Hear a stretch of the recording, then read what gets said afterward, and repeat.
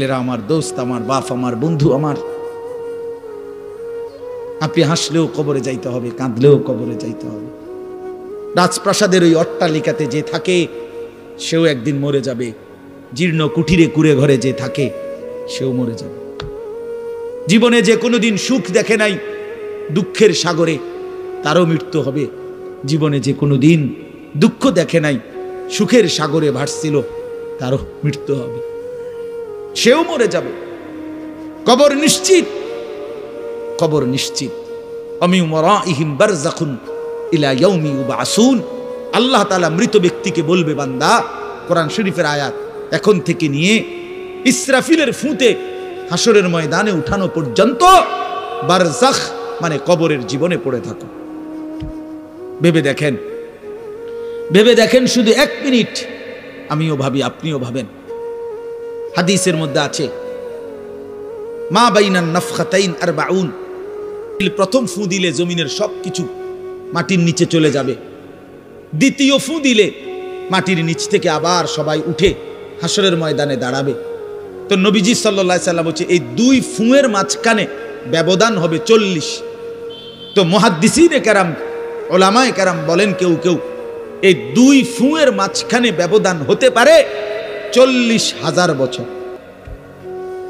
তাহলে ধরে নেন, সর্বশেষ যেই লোকটা কবরে গেছে, যদি তার কবরে আযাব হয়, তাহলে তার কবরের আযাব ভোগ করতে হবে 40,000 বছর।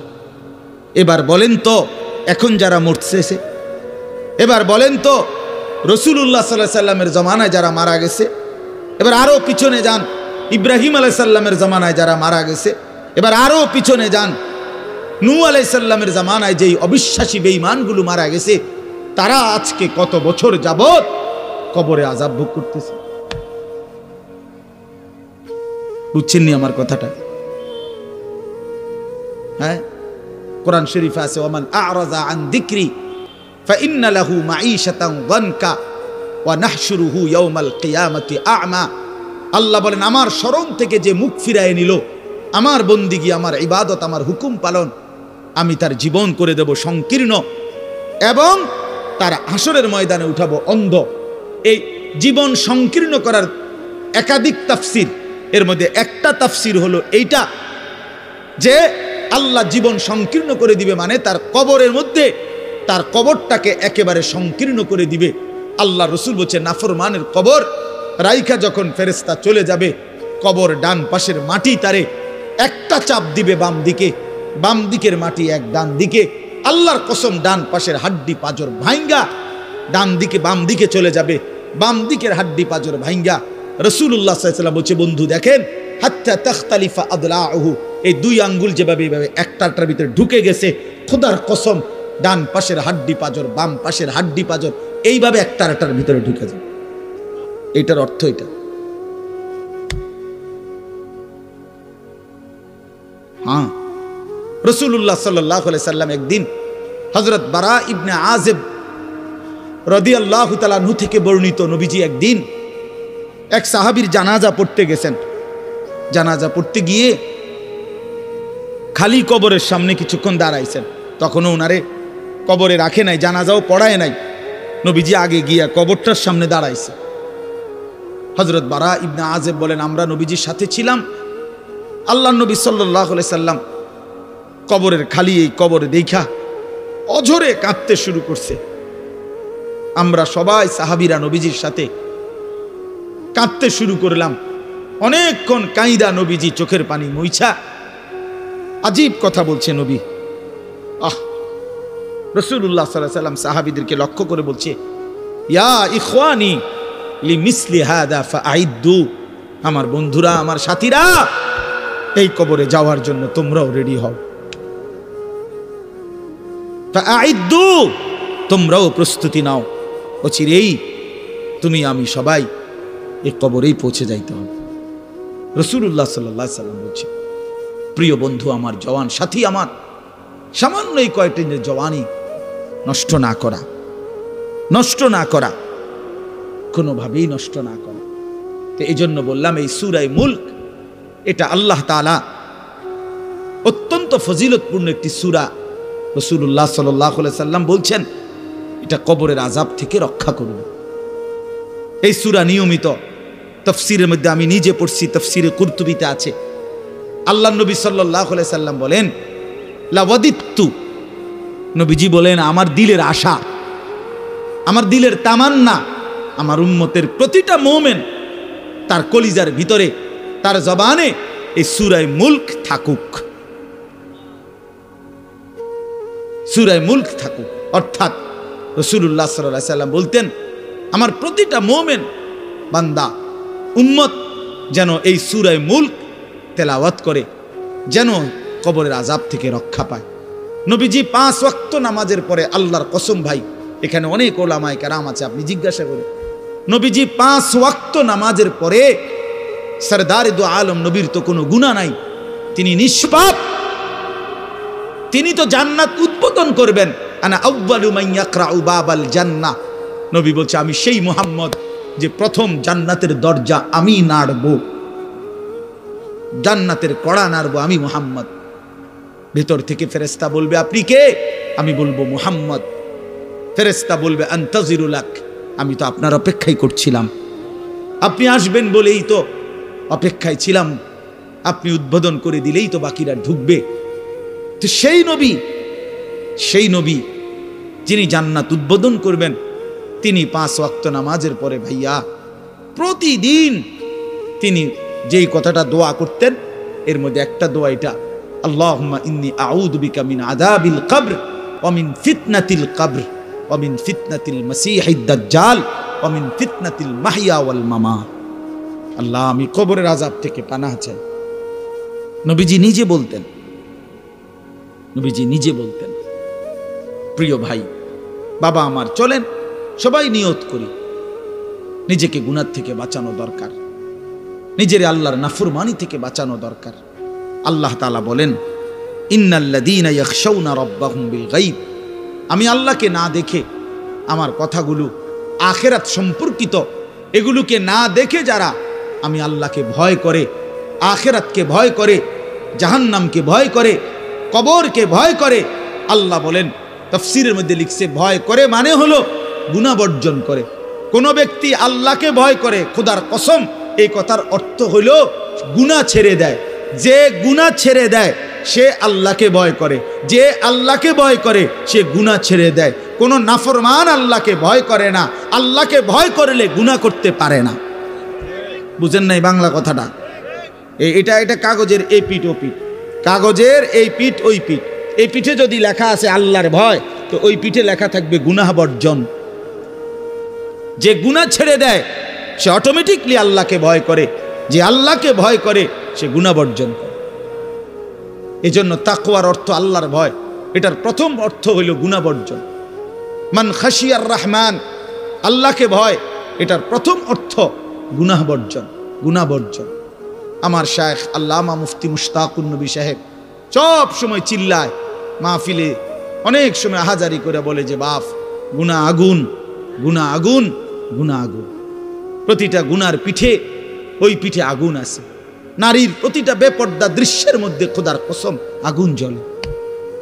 ওই সিনেমার নর্তকীর শরীরে আগুন জ্বলে, ওই নায়িকার শরীরে আগুন জ্বলে, মোবাইলের ওই অস্থির ছবির মধ্যে আগুন জ্বলে, মদের আড্ডায় আগুন জ্বলে, জুয়ার আড্ডায় আগুন জ্বলে, সুদের টাকায় আগুন জ্বলে, ঘুষের টাকায় আগুন জ্বলে, বেপর্দা নারীর শরীরে আগুন জ্বলে। ওইটা রূপ না, ওইটা আগুন, ওইটা জাহান্নাম, ওইটা জাহান্নাম। আল্লাহ তাআলা বলেন, ইন্নাল্লাযীনা ইয়াখশাউনা রাব্বাহুম বিল গায়ব, আল্লাহ তাআলা বলেন আমার যে বান্দারা আমার আখিরাত, আমার জাহান্নাম, আমার পরকাল, আমার কবর, এই কথাগুলোকে ভয় করে, আমি আল্লাহকে ভয় করে, না দেখে আল্লাহ বলেন আমি ওয়াদা দিলাম, লাহুম মাগফিরাতুম ওয়া আজরুন কাবীর, আমি তাদের পেছনের সব গুনাহ মাফ করে দেব, আর আমার সবচেয়ে বড় পুরস্কার জান্নাত দিয়ে দেব। এরপরে আল্লাহ বলেন, ওয়া আসিররু কাওলাকুম আবিজহারু বিহ ইন্নাহু আলিমুম বিজাতিস সুদূর।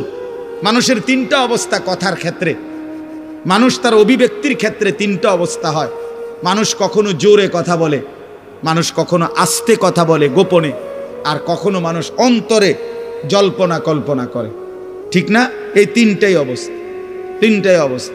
তো আল্লাহ তাআলা বলেন, এনে একটা ছোট্ট তাফসীরের মধ্যে আছে, মক্কার কুরাইশরা, কাফেররা নবীজির বিরুদ্ধে দিবানিশি ষড়যন্ত্র করত, বুঝছেন?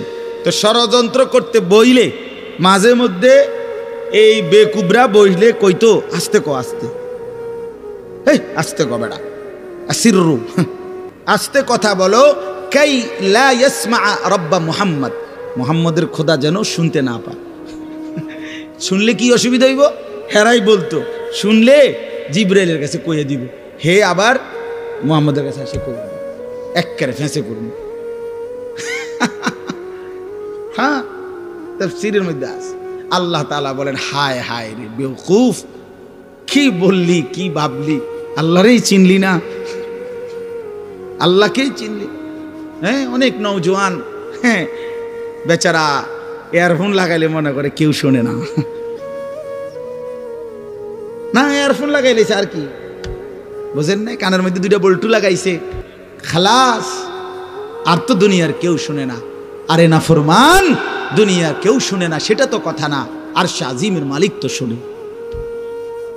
ওয়া আসিররু কাওলাকুম আবি জাহারু বিহি, রব্বুল আলামিন বলেন, তোমরা যদি আস্তে কথা বলো, আবি জাহারু বিহি, যদি জোরেও কথা বলো, ইন্নাহু আলিমুম বিদাতিস সুদূর, আল্লাহ বলে শুধু এই দুইটা না বান্দা, আস্তে বলো, জোরে বলো, অথবা অন্তরের ভিতরে যা লুকায়িত করো, আমি আল্লাহ সবটাই পুরাপুরি জানি। এরপরে শেষ অসাধারণ একটা যুক্তি আল্লাহ দেখাইছে, এই শেষ কথা আমার, আলা ইয়ালামু মান খালাক, আজীব কথা। আল্লাহ বলে, আচ্ছা বান্দা, তোমার আমি একটা কথা জিজ্ঞাই, তুমি আমার কথাটার উত্তর দাও।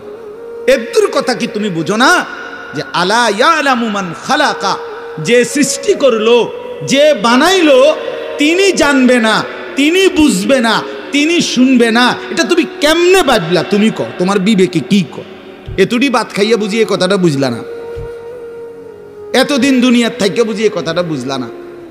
আলা ইয়ালামু মান খালাক, এই তৃতীয় আয়াত। আল্লাহ বলেন, যিনি সৃষ্টি করলেন তিনি জানবে না? যে কোম্পানি এটা বানাইছে সে জানে না এখান দিয়ে কথা বলে না, এখান দিয়ে কথা বলে? কথা বলেন না কেন? তো যিনি সৃষ্টি করলেন আল্লাহ, আমরা কি করছি না করছি তিনি আমাদের কথা জানবেন না? কথা বলেন না, বলেন না, শুনেন তিনি? আল্লাহ শুনেন কিনা, দেখেন কিনা, জানেন কিনা? ওহুয়াল লতীফুল খবীর, আল্লাহ বলেন তিনি সূক্ষ্ম থেকে সূক্ষ্ম, বিন্দু থেকে বিন্দু সেটাও জানেন। খবীর, পুরা সৃষ্টির খবর একসাথে তিনি পূর্ণ রাখেন। এজন্য দোস্ত আমার, রাত 2টা বাজে, নওজোয়ান মনে করছে চারিদিকে কেউ জেগে নাই, সবাই ঘুমায় গেছে, এজন্য সে মোবাইলের উলঙ্গ ছবি দেখছে। আল্লাহ ডাক দিয়া বলে, আনিস আমি আছি। মালিক ডাক দিয়া বলে, আলাম ইয়ালাম বিআন্নাল্লাহ ইয়ারা, তুমি কি এই ভেবেছো তুমি জানো না বান্দা, আমি যে সারাক্ষণ তোমাকে দেখি। আল্লাহ তাআলা রাতেও দেখে, দিনেও দেখে, একাকীও দেখে, প্রকাশ্যও দেখে, অন্ধকারেও দেখে, আলোতেও দেখে। 7 আসমানের উপরে কোনো ফেরেশতা হাঁটলেও মালিক দেখে, 7 তবক জমিনের নিচে কোনো পিঁপড়া হাঁটলেও মালিক দেখে। আটলান্টিক মহাসাগরের যে প্রাণী গভীর তলদেশে, আল্লাহ তাকেও দেখে। হিমালয়ের সুউচ্চ চূড়ায় যে প্রাণী, আল্লাহ তাকেও দেখে। ওয়ায়ালামু মা ফিল বাররি ওয়াল বাহর, জলে স্থলে যা আছে আল্লাহ বলেন সব তিনি জানেন। ওমা তাসকুতু মিন ওয়ারাকাতিন ইল্লা ইয়ালামুহা, একটা গাছের পাতাও যদি পড়ে আল্লাহ বলেন আমি তাও জানি। ওয়ালা হাব্বাতিন ফি যুলুমাতিল আরদ, মাটির তলদেশে যেই চারা দানা বীজ তোমরা রোপণ করছো, বপন করছো, আল্লাহ বলে কোন দানা কোন চারা আমি তাও জানি। ওয়ালা রতবিন ওয়ালা ইয়াবিসিন, শুকনায় কি আছে ভিজাতে কি আছে আমি সব জানি। ইল্লা ফি কিতাবিম মুবিন, ওহ মালিক বলে শুধু জানি না রে বান্দা, ওরা আমি সব কিছু আমার তাকদীরে লৌহে মাহফুজের মধ্যে স্পষ্ট করে লিখে রেখেছি। অতএব বাপ আমার, বন্ধু আমার, দয়া করে মেহেরবানি করে এই মাহফিলগুলো আসলে আপনাদের কাছে কোনো 23 বছরের পুরা ইসলাম বুঝানো, একদিনে 1 ঘন্টা, এটা না। অর্থ হলো বিবেকটা জাগানো, অনুভূতিটা একটু জাগানো, ঠিক না? একটু যেন মানসিকতাটা বাড়ে, একটু মানসিকতাটা যেন পারে। দুনিয়া ভুলেন, আখেরাত ফিকির করে, আখেরাতের ফিকির করে, আখেরাতের ফিকির করে। যুবক ভাই নিজের ক্ষতি করেন না, নওজওয়ান ভাই নিজের ক্ষতি করেন। আল্লাহর ওয়াস্তে ভাইয়া, চরিত্রহীনতার এই জিন্দেগি সুখ দেয় না। কোনো পাপী সুখে নাই, কোনো হারামখোর, কোনো মদখোর, কোনো গাঁজাখোর, ফুট্টাখোর, বাবাখোর, ডাইলখোর, ইয়াবাখোর, একটা নাফরমান সুখে নাই, সুখে নাই। কোন বেপরদা নারী সুখে নাই। আমি চ্যালেঞ্জ করলাম, কোন হারামখোর, সুদখোর, গাঁজাখোর একটাও সুখে নাই, একটাও সুখে নাই, একটাও সুখে নাই। কোন নাফরমান সুখে থাকে না বন্ধু। সেজদাতে সুখ আছে, আল্লাহকে ডাকলে সুখ আছে, আল্লাহকে ডাকলে সুখ আছে, মালিকের সেজদায় সুখ আছে। এজন্য চলেন ইনশাআল্লাহ, নিয়ত করি আল্লাহকে ডাকবো ইনশাআল্লাহ। হারাম ছেড়ে দেই, আল্লাহর নাফরমানি ছেড়ে দেই। আল্লাহ আমাদের সবাইকে কবুল করে নেন। আপনার অজুবিহীন পড়তে দেই না, সমস্ত পড়ালেখা বাচ্চা পাক পবিত্র থাইকা অজু অবস্থায় পড়ে। অসংখ্য প্রতিষ্ঠান এমন যাদের এই ব্যাপারে কোনো আলাদা কোনো গুরুত্ব নেই। ছেলে পেশাব করে পানি নেয় বা না নেয়, এটা নিয়ে তাদের কোনো মাথা ব্যথা নেই। ছেলে কি দাঁড়াইয়া পেশাব করে না বসে পেশাব করে, এই নিয়ে মাথা ব্যথা নাই। দেখার বিষয় হলো পড়া পারে কিনা, পড়া বুঝলো কিনা, খালাস। পড়া পারলো, শিখলো। কিন্তু না, আপনারাও সবাই বুঝেন যে, সবাই এই শব্দটা জানেন যে শিক্ষা দীক্ষা, আমরা বলি বাংলায় এটা যে শিক্ষা দীক্ষা। এখন প্রশ্ন হলো দীক্ষা মানে কি? শিক্ষা তো বুঝলাম, নির্দিষ্ট পড়া মুখস্থ করলো, শিখলো, মুখস্থ করলো, তো দীক্ষাটা কি?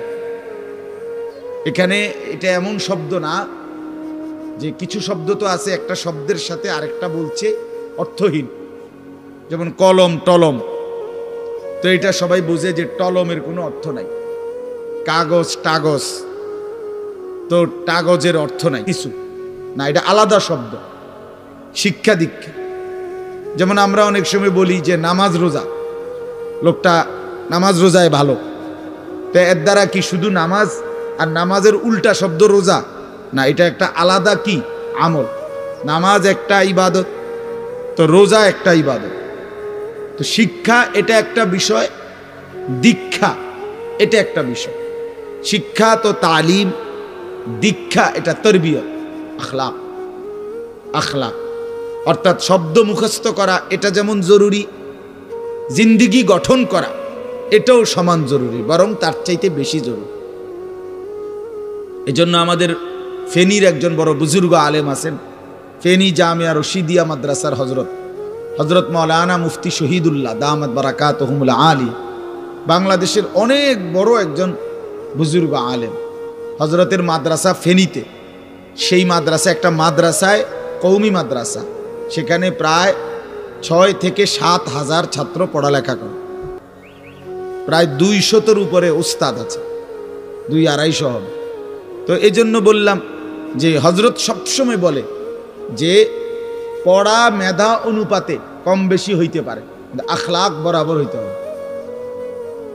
আখলাক, ছাত্র মেধাগত যোগ্যতার কারণে কেউ রুল নাম্বার 1, কেউ রুল নাম্বার 10, কিন্তু আদব আখলাক বরাবর বরাবর হওয়া চাই।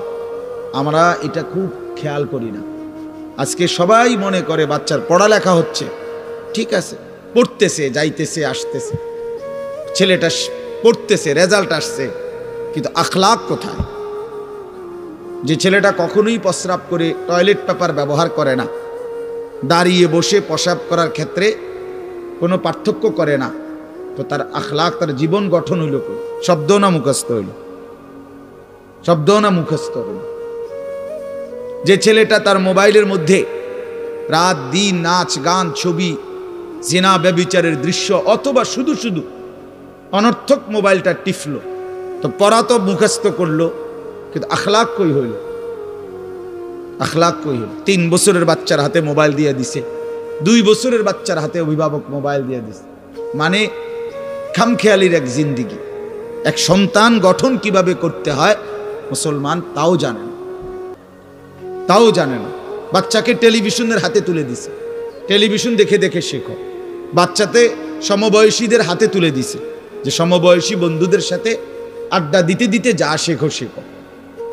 এটা কখনোই কি না, নিয়ম না। রাসূলুল্লাহ সাল্লাল্লাহু আলাইহি ওয়াসাল্লাম বলছেন, কুল্লু মাউলুদিন ইউলাদু আলাল ফিতরা, প্রত্যেকটি মানব সন্তান আল্লাহকে মানার শতভাগ যোগ্যতা নিয়ে পৃথিবীতে ভূমিষ্ঠ হয়। কোরআন শরীফে আল্লাহ তাআলা বলছেন, ফিতরাতাল্লাহিল্লাতী ফাতারান নাসা আলাইহা, কোরআনের আয়াত। আল্লাহ তাআলা বলেন, দিন মানার পুরা যোগ্যতা দিয়েই আমি আল্লাহ মানুষকে সৃষ্টি করেছি। আল্লাহ তাআলা এমন একটি হুকুম করে নাই, এমন একটা বিষয় নিষেধ করে নাই যা পালন করার যোগ্যতা কিংবা বর্জন করার যোগ্যতা আল্লাহর বান্দার শরীরের মধ্যে নাই, এমন কোনো বিধান নেই। আমার মধ্যে রুকু করার যোগ্যতাই নাই, অথচ আমারে রুকু করতে বলছে, অথচ আমার কোমর বাঁকা হয় না, বিষয়টা এমন না।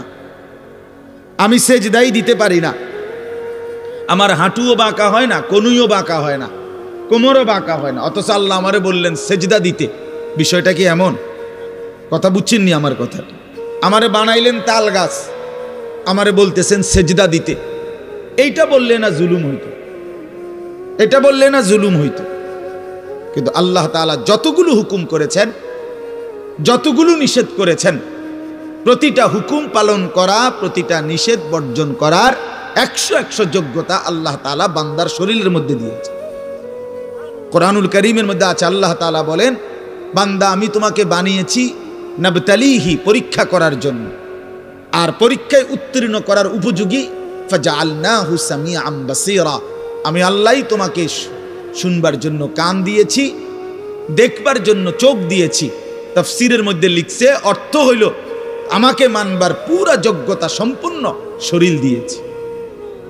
ওযু, গোসল, নামাজ, রোজা, হালাল হারাম, পাক নাফাক সব কিছু বান্দা পালন করতে পারবে এমন যোগ্যতা দিয়ে তারে মানুষ বানাইছে। মানুষ হইবার পরে, মুসলমান হওয়ার পরে কেউ যদি বলে আল্লাহর এই হুকুম পালন করা আমার পক্ষে সম্ভব না, তাহলে এটা হইতে পারে তুমি ছাগল, মানুষ না। তুমি গরু ছাগল ছাড়া আর কিছু না, তুমি মূলত হাইওয়ান। ইনসান হইলে পারতা, তুমি যদি মানুষ হইতা তা ঠিকই পারতা, তুমি যদি মানুষ হইতা তো পারতা। মূলত তুমি নিজের মানুষ এই পরিচয় ভুলে গেছো। তো এই জন্য বাপ আল্লাহ নবী সাল্লাল্লাহু আলাইহি সাল্লাম বলেন, ফাআবাওয়াহু ইউহাব্বিদানিহি আও ইউনাসসিরানিহি আও ইউমাজ্জিসানিহি, মা বাপ সন্তানকে ইহুদি বানিয়ে দেয়, অথবা খ্রিস্টান বানিয়ে দেয়, অথবা অগ্নি পূজক বানিয়ে দেয়। সরাসরি হাদিস, বাবা মা নষ্ট করে দেয় সন্তান।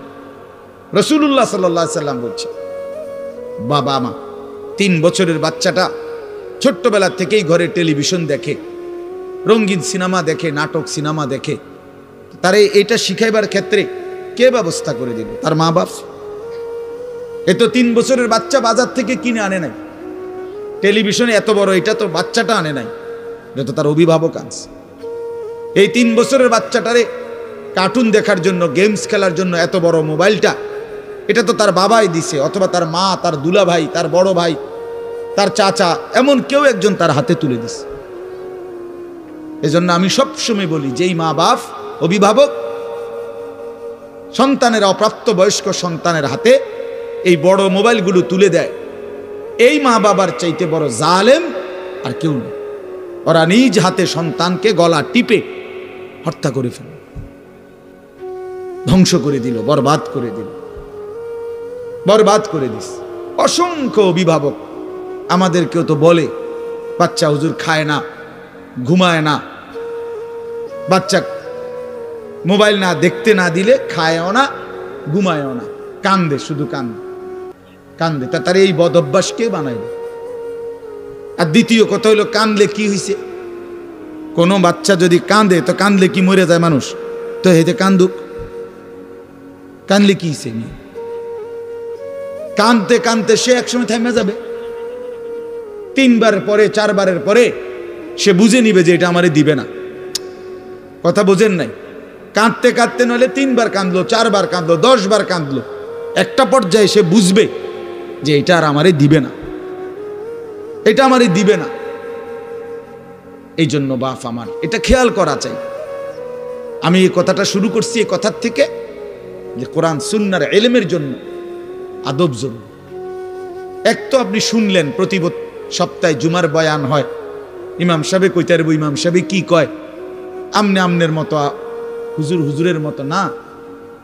এই শুধু এতটুকুর জন্য আসা যাওয়া, আল্লাহর কথা শোনা, যে কি শুনলাম কিছুই বুঝলাম না, নিজের জন্য কিছুই গ্রহণ করলাম না, এটা ইনসাফ না। আল্লাহর কোরআন জিন্দেগি বদলাবার জন্য, আমাদের জীবনের পরিবর্তনের জন্য আসছে, পরিবর্তনের জন্য।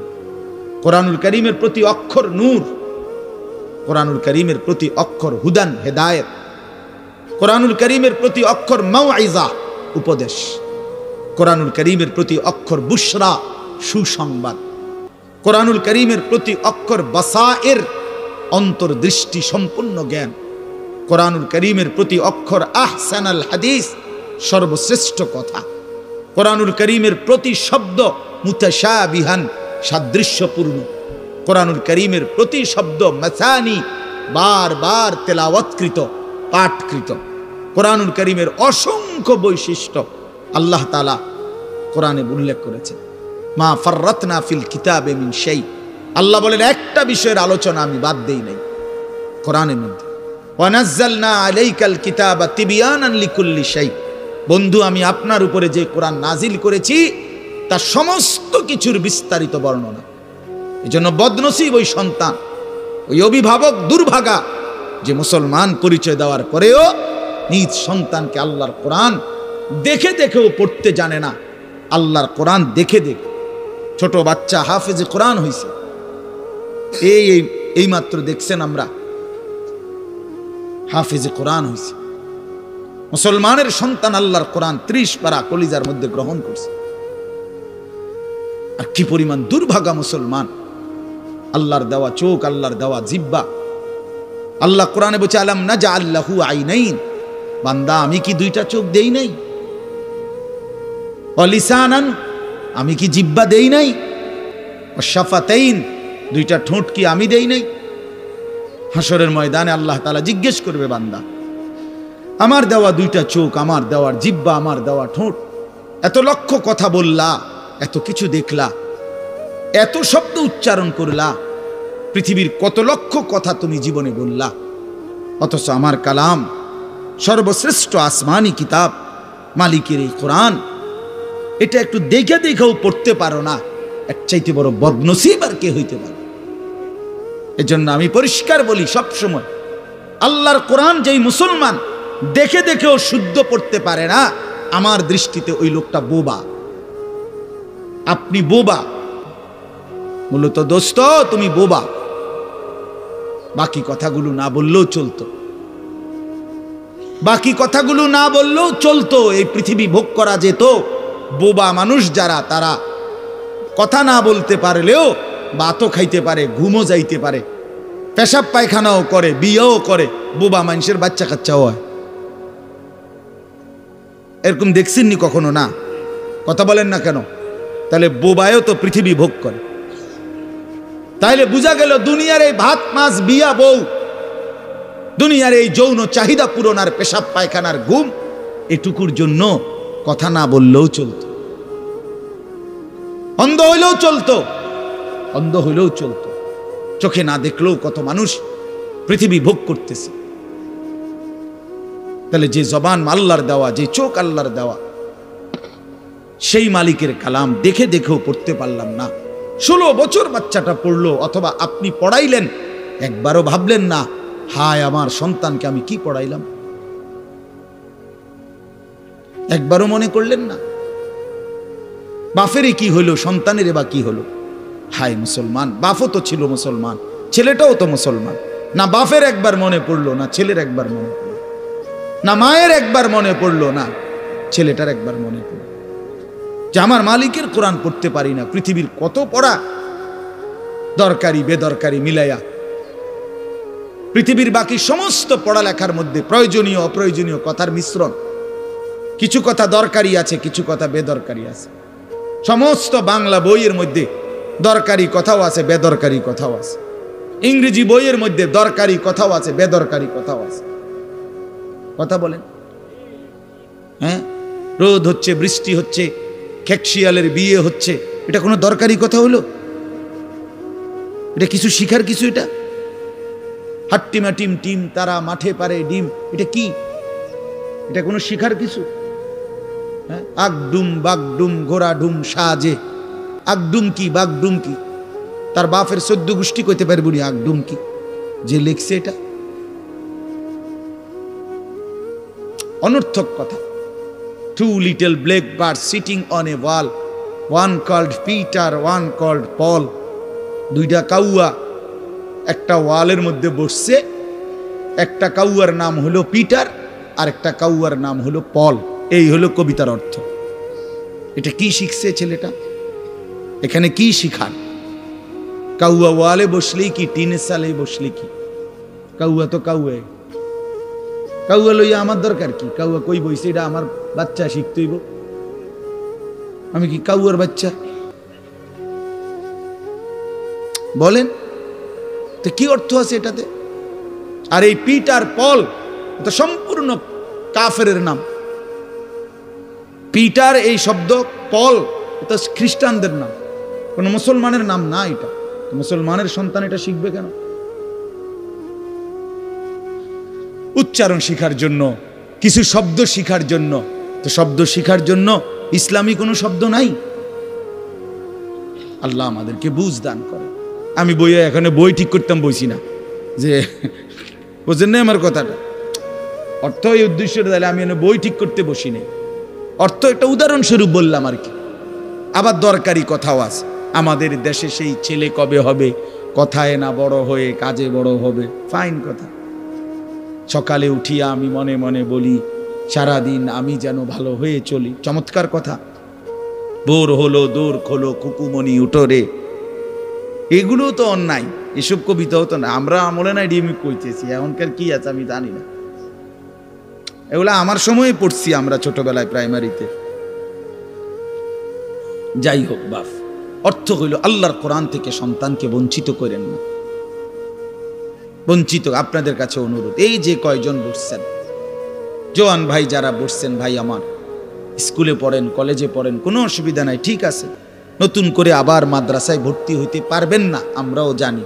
কিন্তু কোনো একটু সময় বের করে আল্লাহর কোরআন সময় সুযোগ বের করে শেখা সম্ভব।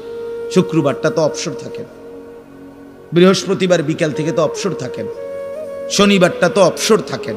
তো একটু আল্লাহর কালাম পড়েন, কোনো একজন আলেমের কাছে, কোনো একজন মসজিদের ইমামের কাছে, কোনো একজন মাদ্রাসার ওস্তাদের কাছে নিজে আলাদা একটু সময় বাইর করেন, যে আমার মালিকের কোরআন আমি একটু শুনি, আল্লাহ তাআলার কালাম শুনি। আহা, কোরআনুল কারীমের নূর। এটা যে শুনলো না, সে শুনলোটা কি? সে শিখলো কি, পড়লো কি? মজাই তো পাইলেন। কথা বলার মজাই তো হয় নাই। আমি তো অনেক সময় বলি, আল্লাহর ঘরের কালো গিলাফ আর মদিনার সবুজ গম্বুজ যে দেখে নাই, যেই চোখ, হে দেখলো কি? কালো গিলাফ যে দেখে নাই কাবার, রাসূলুল্লাহর রওজায়ে আতহারের সবুজ গম্বুজের ওই সৌন্দর্য যে দেখে নাই, যেই চোখ, সে জীবনে কি দেখলো? আমার একবার মক্কা শরীফ এক লোক উমরার সময়, বাংলাদেশি এক লোক দৌড়াইয়া আমার আয়সা জড়াইয়া ধরছে, ধরাইয়া কাঁদা দিছে, বলছে হুজুর আমি আপনার এক কথার কারণে হজে আসছি, উমরায় আসছি। আমি বললাম মানে? এই কথাইটা আমি এটা শুনছি আজ আপনি বলছেন যে এই চোখ কাবার কালো গিলাফ দেখে নাই, রাসূলুল্লাহ সাল্লাল্লাহু আলাইহি সাল্লামের রওজায়ে আতহারের সবুজ গম্বুজ দেখে নাই, সে দেখলো কি? আর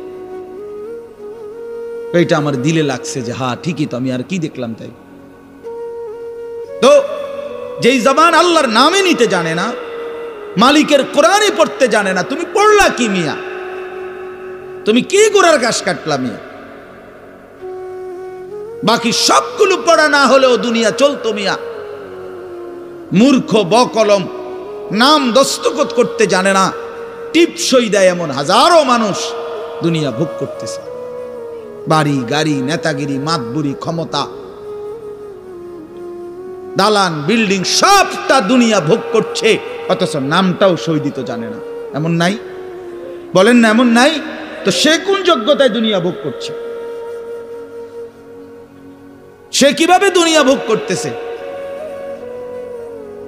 যদি বলেন সে সমাজে তার কোনো মান সম্মান, আরে না মিয়া, বহুত নেতাদের মাতবর সমাজের, সে তো মূর্খ, টাকার জোরে ক্ষমতা দেখাচ্ছে, এমন মানুষ নাই?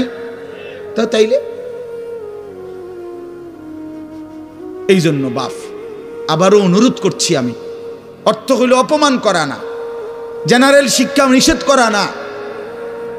আমি তো কুমিল্লা ভিক্টোরিয়া কলেজ থেকে মাস্টার্স পাস করছি, সায়েন্স বিজ্ঞান বিভাগ থেকে দাখিল পাস করছি। এর মানে এটা বাদ দিতে বলতেছি না, বাদ তো আমি দিছি না, বাদ আপনি দিছেন। কথা বুঝেন নাই? বাদ আপনি দিছেন, আল্লাহর কোরআন বাদ দিছেন, রাসূলুল্লাহ সাল্লাল্লাহু আলাইহি সাল্লামের সুন্নাহ বাদ দিছেন। এতগুলো পড়ছেন, ধন্যবাদ আপনাকে। এটা পড়লেন না কেন? এতগুলো শিখতে পারলেন, এত লক্ষ টাকা খরচ করতে পারলেন, 4 বছরের মেডিকেলের জন্য, 6 বছরের মেডিকেলের জন্য এক বাপ তার ছেলেটার জন্য, মেয়েটার জন্য কত লক্ষ টাকা খরচ করছে, তার কোনো কুল কিনারা আছে মিয়া? তো আপনি পড়ান, কোনো অসুবিধা নাই, কিন্তু আপনি আপনার বাচ্চাটাকে আল্লাহর কোরআন থেকে বঞ্চিত করলেন কেন? নামাজ থেকে বঞ্চিত করলেন কেন? 2টা সূরা পড়তে জানে না, একটা আত্তাহিয়াতু শুদ্ধ করে বলতে পারে না, এটা দোয়ায়ে কুনুত পড়তে জানে না। একজন মুসলমান বেটা, 40 বছর বয়স, লজ্জা থাকা উচিত বেটা, ওই বেটা শরম থাকা উচিত বেটা। কার জমিন খাইতেছ, কার আসমান ভোগ করছো, কার দুনিয়া ভোগ করতেছ? এত বড় মালিকের আসমান ও জমিন ভোগ করে সেই মালিকের সেজদাটাও ঠিক মতো দিতে জানে না, সেই মালিকের নামটাও পড়তে পারে না। এর চাইতে লজ্জার কি হইতে পারে বলেন বাবা? অপমান কি হইতে পারে? আল্লাহ আমাদেরকে বিবেক দান করেন, আল্লাহ আমাদেরকে বিবেক দান করেন। বিবেক থাকা চাই, বিবেক থাকা চাই।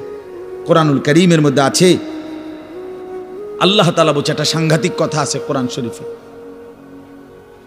ফাবিআইয়ি হাদিসিন বা'দাহু ইউমিনুন।